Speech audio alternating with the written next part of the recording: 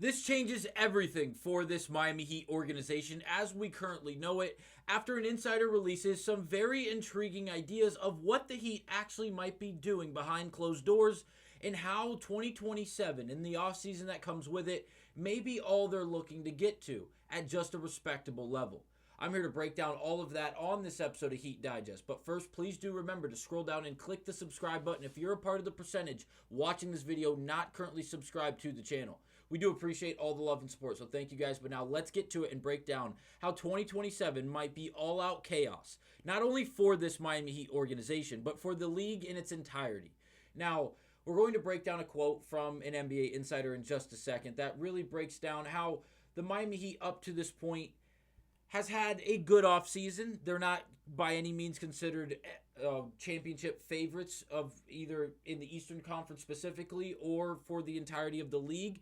And despite having a credible offseason, again, not going to be championship level contenders. They shouldn't be labeled as such going into this regular season. And despite having this credible offseason, is Miami really just stalling and trying to remain respectable, at least at that line of respect, to be respected in the NBA, just to get to the 2020 offseason so they can go out there and reload on a bunch of really, really good players with star names that could transcend not only the gameplay of this Miami Heat organization in the up-and-coming seasons, but just the name and the brand surrounding Miami and get back to what that was known of this Heat team when they had LeBron and Dwayne Wade and Chris Bosh and all these big name stars that wanted to flutter to Miami and play alongside one another.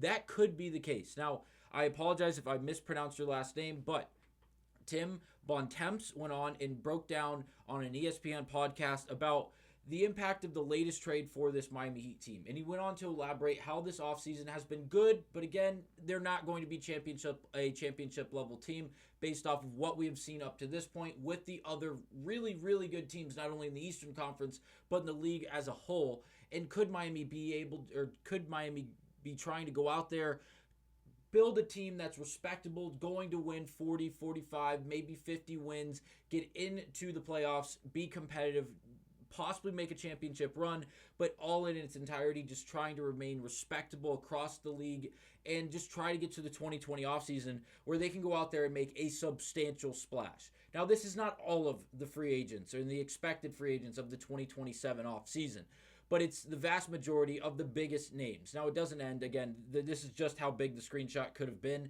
where I could actually see the names and give them to you guys. But the list goes on and on and on.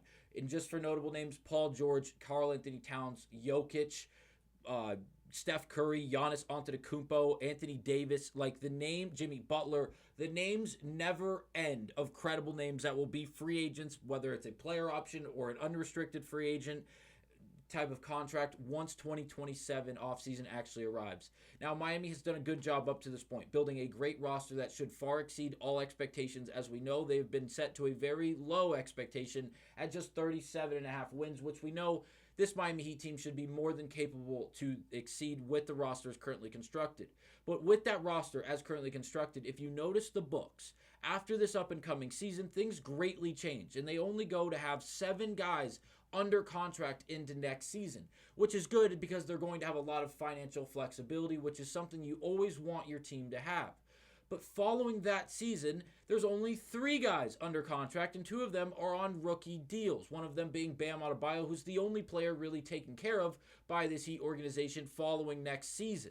So, going into the 2026, 2027, 2028 seasons, Miami is going to have an ample amount of cap room where they're going to be able to spend a lot, and I mean a lot of money because of the money they don't have currently under contract. And with some of these names floating out there, and not all of them are going to make it. A lot of them may sign extensions with their respected organizations, and that may take them off the market for this free agency period. But not all of them are going to be extended. And a lot of them are going to make it to the free agency market. And Miami is going to have a legitimate chance to go out there and fully reset their organization with big name players that could be a part of their organization for 5 to 8 to 10 more years at a time. Yes, we're still a year and a half, 2 years away from this offseason. I understand it feels like a long way away. But with the way this roster is currently constructed and the way this Heat team is going to be able to go out there and compete against the Eastern Conference as well as the league as a whole with this currently constructed team, they're going to be respectable. Teams are going to understand that Miami is still a legitimate player in the Eastern Conference as well as the league as a whole, and they're going to feel open to go joining Pat Riley and Eric Spoelstra and the rest of this Heat organization next to players like Bam Adebayo and possibly Tyler Hero if he is extended in the next year and some change before he becomes an unrestricted free agent in 2026-2027. I think this is a very lucrative idea, and I think the idea is a very interesting one. So credit to Tim here for breaking down this idea that they may be just buying time to get to that 2027 offseason where they can just go full on crazy and try to sign as many players as humanly possible. Now, we know this offseason up to this point has been pretty damn good. The only flaw is Terry Rozier, which we've just learned in the recent days, which we covered previously on this Heat Digest channel, that the Heat are trying to move him for absolutely anything. A second-round pick, a first-round pick, a third-round. It doesn't matter. Just give him something. Cash considerations, give him something. You can have Terry Rozier. We don't want the distractions. We don't want the drama. If Rozier is moved for absolutely anything in return, it will be an absolutely win of an offseason for this Heat organization. I would even give them an A letter grade for their offseason if they are able to move Rozier for absolutely anything, because they would be able to fully reset their team. They'd have a great collection of talent with a great payroll going forward. Obviously, Terry Rozier's in the final year of a $26.5 million deal.